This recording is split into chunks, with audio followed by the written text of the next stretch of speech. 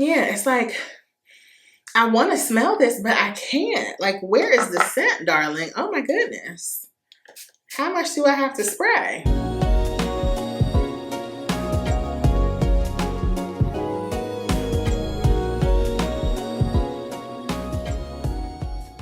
Hi guys, welcome back to my channel. In today's video, I have something so exciting to share. We're talking about one of my favorite things in terms of fragrance, and that is blind buying. So if you want to see all of my tips on how to actually blind buy fragrances you love, and also a haul of some blind buys, please keep watching. Okay, and don't forget to like, comment, and subscribe. If you like the video, give it a like, or if you dislike it, give it a dislike. It all helps the same, and we appreciate it over here. Also, leave down below your scent of the day. I'm currently not wearing any, and hopefully it can be one of the two that I'm going to unbox today. But let's get right into it. I want to share my top tips on blind buying because in the fragrance community, this is something we often talk about, and blind buying is pretty much buying a fragrance before you have tried it.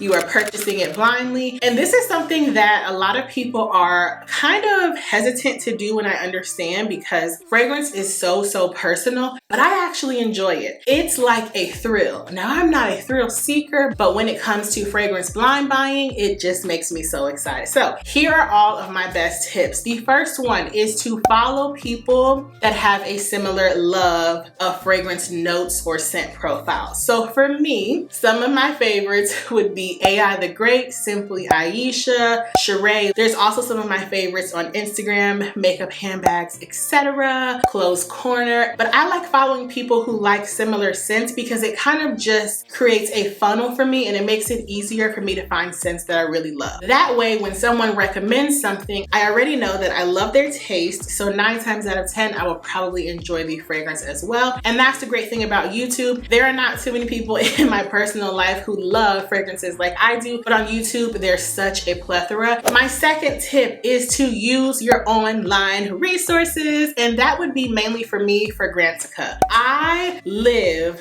by Fragranceica. Anytime there's a scent that pops on my radar, I will immediately go to Fragranceica, type it in, and look up all the notes, who created the fragrance, and read reviews. Now, the reviews are really nice. Obviously, every review is going to be subjective, but I love reviews because a lot of the people who review on Fragranceica are really into fragrances. So you're not going to hear a review like, "Oh, I didn't like it, it smelled like grass." Like, the people on Fragranceica, they are fragrance connoisseurs, and I really trust their opinions. It's also nice to hear the good and the bad because somebody might hate a fragrance, but that might be the reason that I'm really drawn to it. Another great thing that Fragranceica does is rates fragrances based on similarities. So if you love MFK's Baccarat Rouge 540, underneath it towards the bottom, right before the reviews, there's going to be a section where they rate fragrances that are often compared to it. And I love that because it also helps to shape my future purchases. If someone thinks Greenwich Village from Bond No. 9 smells similar, which I believe it does, I'm more so going to be likely to try it now because if you like Baccarat Rouge 540,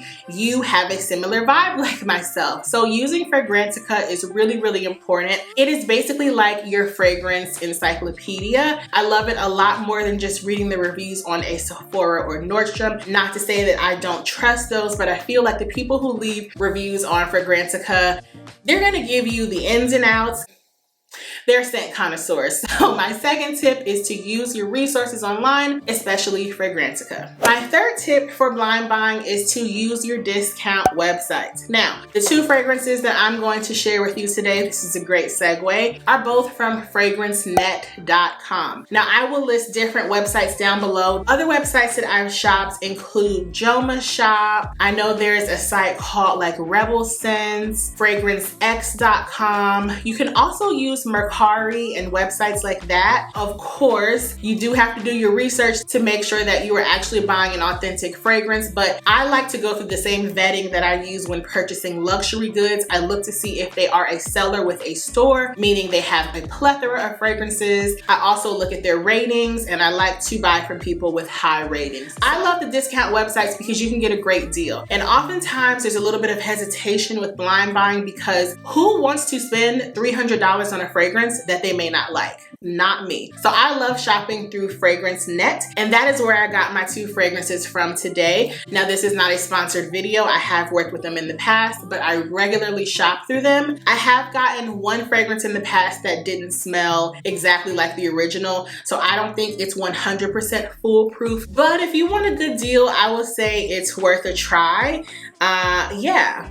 So let's get into this haul. I'm so excited. So the 2 scents that I got are Estee Lauder Pleasures and Nina Ricci Extase. No, that's the one that I have. Nina Ricci Rose Extase. These are 2 fragrances that come highly recommended. Estee Lauder Pleasures is one that all of you all said that you own when I talked about my most nostalgic fragrances. And this masterpiece is oftentimes compared to Delina from Parfum de Marly. Now, it was so hard for me not to open these fragrances and smell them because I have little to no patience. But as you can see, this is a true unboxing.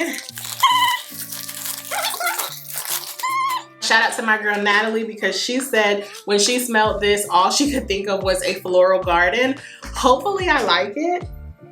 Ooh, I think I do. This smells really good. So this is what the bottle looks like. Ooh, it's pretty. I'm gonna spray it into the box.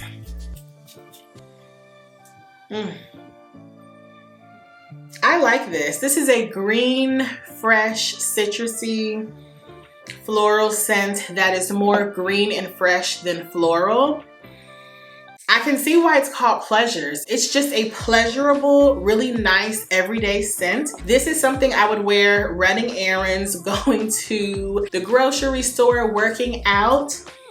It's very fresh and crisp and green. It probably has a little bit of rose and jasmine or lily of the valley, I'm thinking.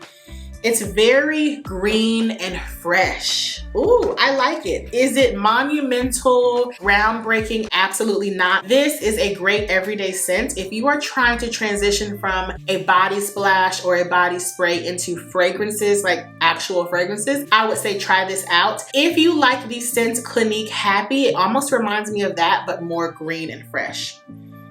Yeah, it's beautiful. I can't see anyone not liking this. I think this is a great blind buy, but just know it's nothing spectacular, nothing sexy and amazing, but it is nice. So I'm happy with that blind buy. So thank you, my beauties. Next fragrance, this is Nina Ricci Rose Extase, and I believe this was created by Francis Kurkdjian or Thierry Mugler. I'm not sure. I could be completely wrong. Now, I actually own the Extase Rose Absolute, which is a really similar dupe to the MFK's Oud Satin Mood because Francis Kurkdjian is actually the perfumer behind that as well. But this is often compared to Delina, so I'm really excited to see what this is like because I don't own Delina. Beautiful, beautiful pink bottle. Okay, I can't smell it. Let's give her a spray.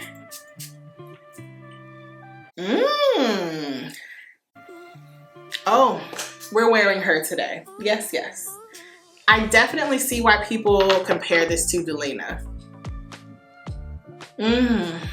Okay, it's basically Delina without the super strong rhubarb.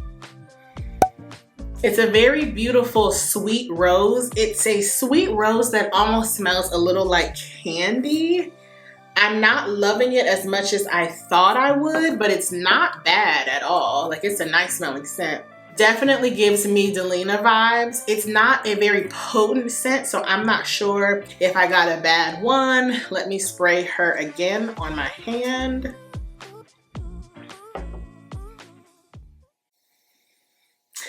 Yeah.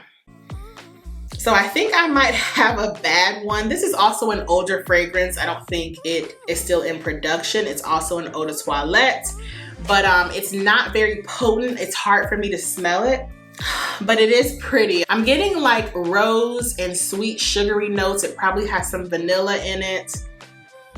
Maybe some pink pepper. It's really beautiful, but it's not pungent enough. So I'm gonna reach out to FragranceNet and see if I can exchange this because I have a feeling this is an old bottle because it should be more Yeah, it's like the scent is so faint, but I do love it. So that's what I was saying. When you buy from these discount retailers, you don't know what you're going to get. This smells very, very fresh. The Nina Ricci, I fear is just an old bottle because the scent is so faint, and I know for a fact that it should be a lot more potent than this. You know, you win some, you lose some, but overall I'm really happy with my 2 fragrance blind buys. Let me know if you have either of these down below. Like I said, the Estee Lauder Pleasures would be great as a first fragrance if you're trying to see what type of notes you like, because that also helps if you know what type of category you like. So this is definitely a fresh green scent, while this is more pretty, feminine, airy, rosy, and sweet. It's good to know what type of scent you like because that ultimately helps you be able to have better blind buys, because I like blind buying and not having to return things. We don't like returns. So I hope you guys enjoyed today's video. I am very happy with my purchases, one more than the other, of course. Yeah, let me know if you have either of these down below, and let me know what some of your best blind buys have been. I would love to know. I love you all so much for watching, and I'll see you in the next video. Bye.